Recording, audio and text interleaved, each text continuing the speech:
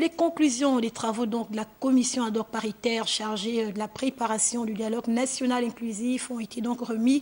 au Premier ministre chef du gouvernement, Emmanuel Issoze Ngondé, qui se chargera donc de le remettre au président de la République, Ali Bongo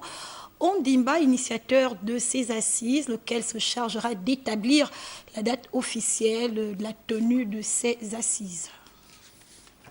Au terme de la session plénière des travaux du comité ad hoc paritaire chargé de préparer l'organisation du dialogue politique, Emmanuel Issoze Ngondé, Premier ministre chef du gouvernement, s'est réjoui de l'esprit constructif qui a prévalu tout au long des travaux et auprès de tous les participants, avant d'adopter les conclusions retenues dans le rapport général, principalement axées sur le règlement intérieur et les thématiques qui vont être abordées au cours du dialogue national inclusif et sans tabou. Ce rapport général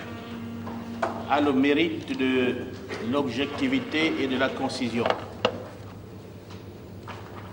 Il reprend de façon très claire l'articulation de nos travaux, ayant relevé qu'aucune objection n'a été opposée à ce rapport, ni du point de vue de la forme, ni du point de vue du contenu. Je considère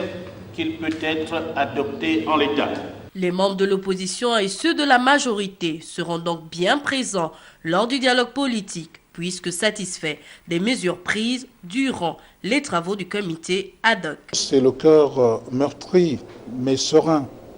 et déterminé que je me suis inscrit dans cette phase de dialogue qui me semble être nécessaire pour notre pays. Je suis satisfait dans la mesure où les problèmes qui ont été étudiés, qui ont été analysés, qui ont été examinés, feront partie de conclusions qui seront d'abord soumises